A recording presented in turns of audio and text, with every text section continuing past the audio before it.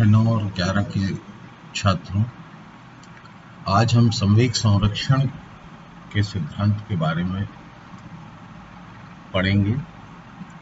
इसके पूर्व मैं चंद्रमा पर पहला कदम रखने वाले नील आर्मस्ट्रॉन्ग के एक कोटेशन से अपनी बात शुरू कर रहा हूँ कि उन्होंने जब पहला कदम चांद पे रखा था, उनका कहना था कि चांद पे रखा गया एक कदम मानव जाति के लिए एक विशाल छलांग होती है। इसलिए जब भी हम कोई काम करते हैं तो वो एक कदम में पूरा नहीं होता है, लेकिन वो एक लंबी यात्रा के बाद जब हम उसके आगे पहुंचते हैं तो पता चलता है कि किसी भी यात्रा को प्रारंभ करने के लिए एक कदम आवश्यक है। तो हम संवेग संरक्षण के बारे में चर्चा करेंगे। संवेग आप सभी जानते हैं, दो चीज़ों का गुणनफल होता है, द्रव्यमान और वेग। ये मैं आपको बता चुका हूँ, P equals m into v, ये संवेग होता है। दूसरी बात है संरक्षण। संरक्षण से मतलब है नियत रहना, स्थिर रहना।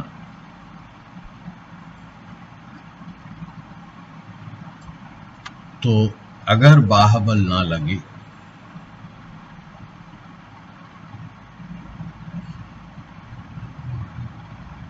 ये किताब में जैसी परिभाषा है वैसी आपको बताऊं, बाह्य बल ना लगे तो निकाय का, इसको अंग्रेजी में आप सिस्टम भी कह सकते हैं, का कुल संवेग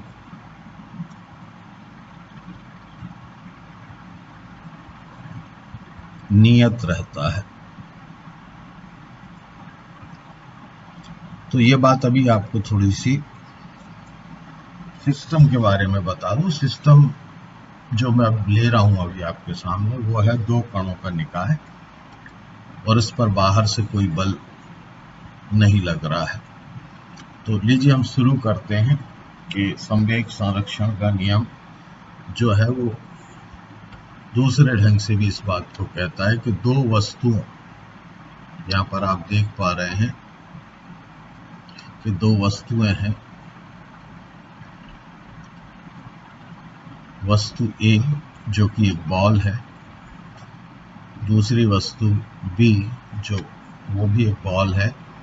इन दो वस्तुओं का संवेग का योग टक्कर के पूर्व हम निकालेंगे और टक्कर के बाद निकालेंगे और फिर देखेंगे क्या वो बराबर होता है। अगर ये हम सिद्ध कर पाए बाह्य बल की अनुपस्थिति में, तो हम कह सकते हैं कि संवेग संरक्षण का नियम जो है वो प्रकृति में सर्वव्यापी नियम है। तो यहाँ पर एक मैं एनिमेशन आपके सामने, जिसमें आप देख रहे हैं कि बॉल A तथा B, जिसमें ये ध्यान रखिए कि बॉल A का जो वेग है, बॉल A का जो वेग है वो ज़्यादा है बॉल B से, तभी ये पीछे से जाके इसको टक्कर मार देती है। एक बार फिर से इसको देखिए। तो यहाँ पर तीन स्थितियाँ आपको दिखाई दे रही हैं। पहली, टक्कर के पूर्व। तो हम टक्कर के पूर्व वाली स्थिति में देखते हैं क्या होता है। तो नंबर 1 मैं आपको बता दूं, पहली स्थिति ये, दूसरी स्थिति यहाँ कहीं आपको दिखाई दे रही होगी। यहाँ पर एक बॉल, ये दो बॉल्स हैं, ये A है और ये B है, दोनों में टक्कर हुई थी और फिर आपने देखा होगा कि यहाँ पर आकर बॉल A तथा बॉल B दोनों एक दूसरे से अलग हो गई। तीन स्थितियां हो गई। नंबर 1 टक्कर के पूर्व, टक्कर के समय और टक्कर के बाद। तो मान लीजिए बॉल ए का द्रव्यमान ma है, बॉल बी का द्रव्यमान mb है। मान लीजिए बॉल ए का प्रारंभिक वेग ua है, बॉल बी का प्रारंभिक वेग टक्कर के पूर्व ub है। लेकिन यहाँ पर हमें देखना पड़ेगा कि टक्कर के बाद बॉल ए जो है उसका वेग बदल कर va हो गया और बॉल बी का वेग बदल कर vb हो गया। द्रव्यमान दोनों स्थितियों में समान है। तो हम पहले केस की ओर जाते हैं कि पहली वाली जो गेंद है ए, उसका संवेग कितना होगा। तो सिंपल फार्मूला है ma/ua। गेंद बी का संवेग कितना होगा टक्कर के पहले, mb/ub। तो अगर जो टक्कर का समय है वो अगर t है, सिर्फ इस छोटे से पॉइंट पर हम देख रहे हैं कि ये समय जो है वो स्मॉल t है, तो संवेग के पहले और संवेग के बाद हम परिवर्तन की दर निकाल सकते हैं। ठीक है, लेकिन इसके पहले मैं आपसे इस स्थिति की चर्चा करूंगा जब टक्कर हो रही है।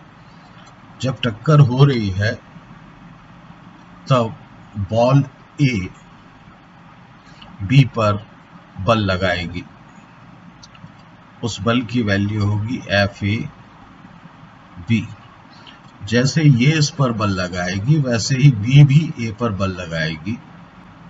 इस बल की वैल्यू होगी FBA और दोनों की दिशाएं विपरीत होंगी। इसलिए यहाँ पर न्यूटन का तीसरा नियम हम लगा सकते हैं जो ये कहता है कि FAB इक्वल्स FBA। चूंकि दोनों की दिशाएं विपरीत हैं इसलिए ये थर्ड लॉ हम लगाएंगे। लेकिन थर्ड लॉ के लिए हमें FAB की और FBA की वैल्यू ज्ञात करनी होगी। तो इसके लिए हमें ये पता है कि पूर्व में संवेग क्या था और इसके बाद वाला संवेग मैं आपको बता देता हूँ। टक्कर के बाद MA/VA और दूसरी बॉल का MB/VB, ये संवेग हो गए। तो अब संवेग में परिवर्तन की दर निकालना है, तो हम उसके लिए टक्कर के पूर्व का संवेग और टक्कर के बाद का संवेग बॉल ए का ले लेते हैं। ये हमारी बॉल ए है, इसको यहाँ देखिए और इसको यहाँ पर देखिए। तो संवेग में परिवर्तन बॉल ए पर क्या हुआ और उसकी दर क्या रही। तो ये संवेग है दोनों। तो हम टक्कर के पूर्व संवेग परिवर्तन की दर निकाल लेते हैं।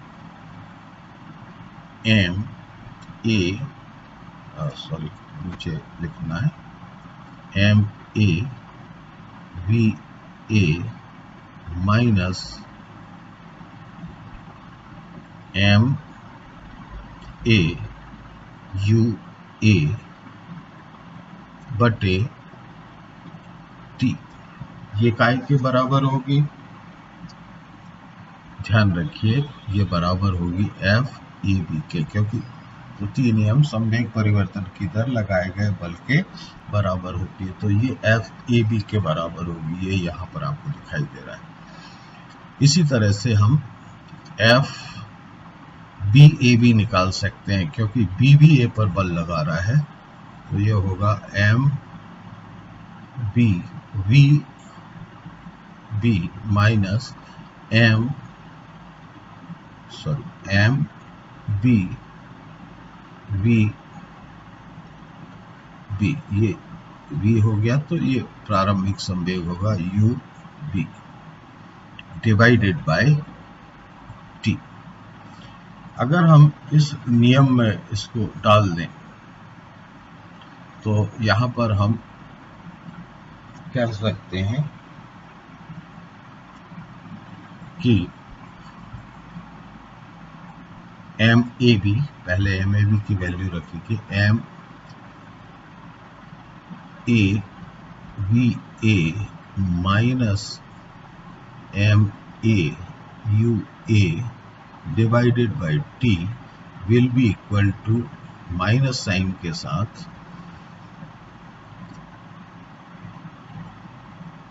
M B V B minus M B U B divided by T. Book में आपका डिफरेंट ढंग से दिया हुआ है, टी से टी कट जाएगा तो हमारे पास जो वैल्यू आएगी वो आएगी M A V A M A U A equals M B V B minus, देखिए माइनस का मैं अंदर गुणा कर रहा हूं तो यहाँ पर एक माइनस लग जाएगा और ये माइनस प्लस हो जाएगा, plus M B U B. इस तरह से ये वैल्यू हमें मिल गई। अब थोड़ा सा पक्षांतर हम कर लेंगे और वो पक्षांतर आप देखिएगा और प्लस माइनस के थोड़े से इसमें आएंगे। एम ए यू ए को अगर मैं इधर रखूँ या माइनस का गुणा कर दूँ, वटेवर जो भी है, तो इसको आप सॉल्व करेंगे तो एम ए यू ए और M B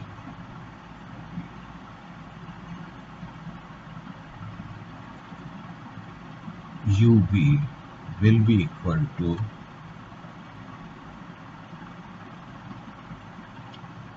M A V A plus M B V B. तो यहाँ पर आपको क्लियरली पता चल रहा है कि ये टक्कर के पूर्व निकाय का संवेग था ए का और बी का, और ये टक्कर के बाद संवेग था दोनों ए और बी का। तो मैं समझता हूँ ये हमने साबित कर दिया कि अगर बराबर ना लगे तो निकाय का संवेग नियत रहता है। आगे इसकी एक्सरसाइज आप जब करेंगे उसमें बंदूक से आप गोली को छोड़ते हैं, ऐसे कई उदाहरण हैं जहां पर संवेग संरक्षण जो है वो काम आता है। वो आपको और ज़्यादा स्पष्टता से ये बात बताएंगे।